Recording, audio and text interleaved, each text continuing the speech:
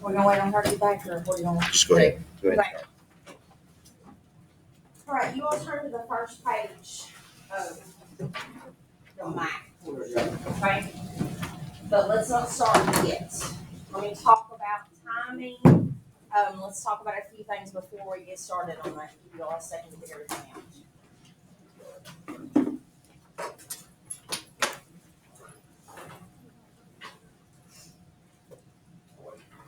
Okay, your proctor, which will be Mr. Britt next week, or your proctor anytime you take an ACT. The first thing they're gonna say when you get to the math portion, before when they hit the timer, is going to say, they're gonna say, read the instructions to part 2 math, and you may begin. Don't ever take the time to read the instructions. They never change. So looking at those instructions on part 2, the directions, read them now and let's talk about them. That way this is not, you don't have to do that on this day. Solve each problem, choose a correct answer, fill in the oval, you all know that. Do not linger over any problem that takes too much time, you're permitted to use a calculator, blah, blah, blah. The first 4 bullet points, so the first 4 numbers, illustrated figures are not necessarily drawn to scale. That's a lie. They are. Use that to your advantage. So if you see a triangle and it has an obtuse angle, or it looks like a right angle, it probably is. Use that to your advantage, okay? That's a lie. Geometric figures lie in a plane, that just means they're flat, they're not three-dimensional. The word line indicates a straight line, and the word average indicates an arithmetic mean. So just know those things beforehand. Even if your proctor says, read the directions and begin, skip it. Go straight to question 1. Do not lose time reading directions, okay? Okay, so what we're gonna do today is the first 31 questions, because I think I can get through that. But I want you all to see how much time that you can bank on these first 31 questions. And what I mean bank is the first 30 questions on the math portion are the easiest. Okay? And on this test, I think if you get the first 30 questions correct, that automatically puts you at a 21 in math. Okay? So think about those first 30 questions. So what I'm going to do when you all get started is I'm going to write the actual start time on the board. When you finish those first 31 questions, I want you to write the time that you finished down. And I want to see how much time you save on these first 30 questions, because you have a minute per question. Some of these you can solve in 30 seconds or less. One thing that I struggle with, as I think you categorize me as a type A person, however you want to do it. I like to show my work. I like it to be pretty, especially in math, because that makes my heart happy. Don't do that. That is not the time or the place to do it. I'm the world's worst to write out how I do it. If you can do it by typing it on the calculator, do it, go on to the next one. Okay? Makes sense. I'm not saying don't write anything, but don't write everything. I'm the world's worst for that. Okay? Question before we get started. We've got a minute per question. One other thing I would add is most students begin with a calculator. Most of the, in fact, all of them are about thinking. So before you enter anything on a calculator, just stop and think, and you can solve most of them without touching a calculator. And adding to that, your calculator is only as smart as the person using it, right? So whatever you type in on that calculator, it's going to give you an answer. So you need to make sure that that answer makes sense once you get an answer. Okay? Ready? First 31 questions. Don't go beyond the first 31. Go.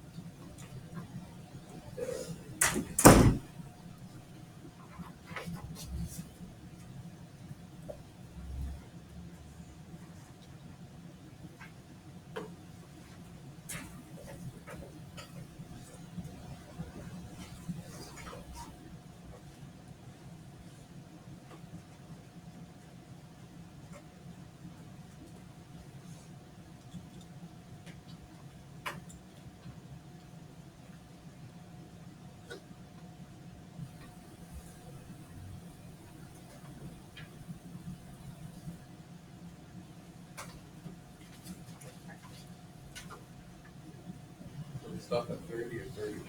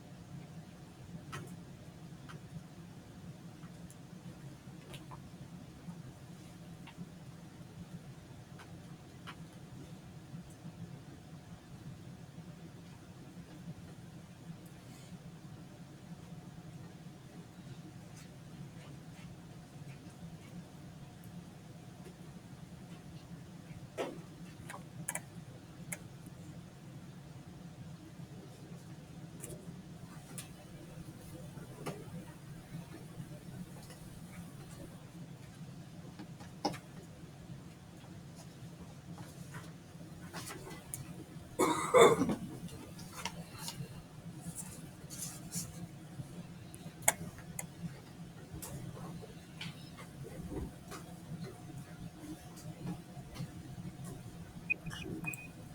time's up. You want me to go over every single question, yes or no? Okay, so question number one, y'all look back. Did any of you all get finished before time? Some of you all did, right? So if you got finished before time was called, you have extra time on the last 30. Right, but I'm gonna focus on the first 30 today. So question one, numbers 1 through 15 written on individual sheets of paper. 15 pieces of paper put in a jar. One piece of paper be drawn at random. What is the probability of drawing a piece of paper with a number less than 9? How many numbers are less than 9? 8. So 8 out of how many? 15, so answer D. Which of the following expressions is equivalent to? Which one on that one? J. Can I eliminate F and G? Why? And I can also eliminate K. Why? Properties, exponents, I can't do that. That's illegal. So negative 4x cubed minus 12x cubed gives me negative 16x cubed. I don't have to do anything else. J is the answer. You all see why? If I just do the first part of that question, the only portion that I need is the negative 16x cubed. Circle J going, or fill in J going. Save time. Question number 3, straight calculator problem if you need it. My suggestion on something like question 3, if you are typing in the calculator, make sure you put every one of those parentheses in that calculator as well. Your calculator knows the order of operations. Okay? It knows how to do that automatically. So do not leave out a set of parentheses. So when x equals 2, all I'm doing is plugging in 2 for x. But does that make that 32 at the end when I plug in that 2? What does that mean? That means multiply. But if you can do that in your head faster without typing it in, go for it. So your answer on 3 is B. Okay, question 4. What is question 4? Absolute value. What is the definition of absolute value? Okay, no negatives, but it also means the distance from 0. I can't drive from here to Glasgow at negative 38 miles. It's 38 miles, right? So distance is always positive. That's what absolute value means. So 6 minus 4, so the absolute value of 6 minus 4 minus the absolute value of 3 minus 8. 6 minus 4, 2 minus 3 minus 8. Absolute value of 2 is 2. Value of 5 should have been G. Do you all know how to type absolute value in your calculator? Okay. You know those. Okay, question 5. FOIL method. I'm going to fall over something up here and don't you all laugh if I do. Okay, first outer inner last. 4C times 3C. 12C squared. Look at your answers. Does that eliminate anything? No, not yet. So I've got to go a little further. 4C times D. 4CD, right? Negative 3D times 3C. Negative 9CD. Negative 9CD. And I'm just going to keep going. Negative 3D times D. Negative 3D squared. Can I eliminate anything? A and B. E. I'm not done at this point. Oh, there. Oh, yeah. I'm going to keep going if I'm at this point. So, C. Y'all marking these right or wrong? Okay, question 6. Of the 180 students in college course, a fourth of the students got an A, a third got a B, the rest have a C. How many have a C? How do you all do that one? Talk to me. 180 divided by 4, which is what? 45. So 180 divided by 4, 45. What about B? How many got B's? 60. 180 divided by 3, 60. So how do I figure out how many students got C's out of those 180?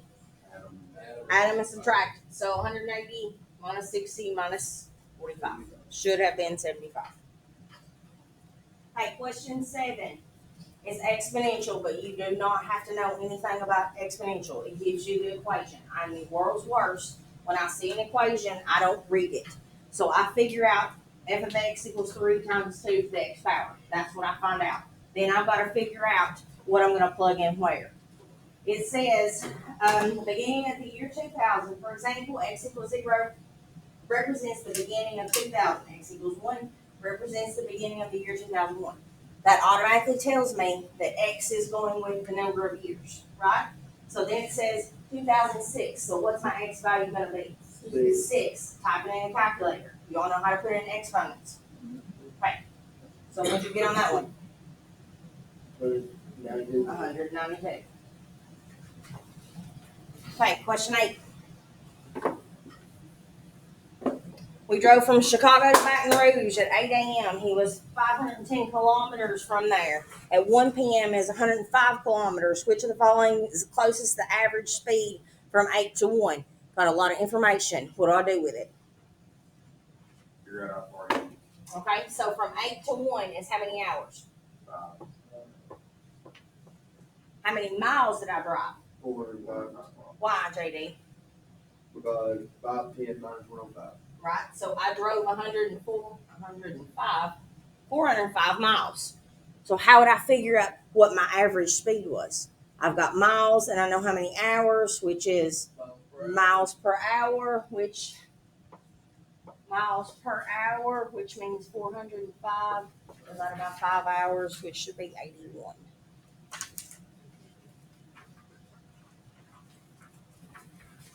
Okay, question number 9. We have a figure below the only, and I know this gets confusing. It says E and G lie on AC. Well, I can see that. B and F lie on A, B, D, E, and F, G are parallel to BC. That's your key. If you have a figure like this and you have those lines that are parallel, it automatically ought to jar something that says ratio. Those ratios are equal. So the only 2 things that I know are what? Of the same side. That's what I'm trying to say here. I guess I need to draw this picture to give you all some idea what I'm talking about. Oh. So I know 8, 7, 6, 16. On that figure, what ratio should stand out automatically? Because I know these lines are parallel. What? 8 and 16, right? That's my first ratio. And I'm looking for this and this because they want to know this distance, right? So I know 8 over 16, they correspond. So 7 can correspond to this portion, right? So I can say 8 over 16 equals 7 over x. Can we solve that? How do I solve that? Cross multiply divide. Okay? That gives me 14. And the last part is 12. But what did I say from the beginning? Everything's drawn to scale. Could I have looked at that and said, okay, that first part's 16, and if I was to guess, maybe that's a little shorter, and got close. Sense? Woo, we did not get through as many as I wanted to get She'll through be back, today. I promise. Make sure you put your calculator up. Goodness gracious. Don't leave with the calculator. Having fun. Should have started at a different point.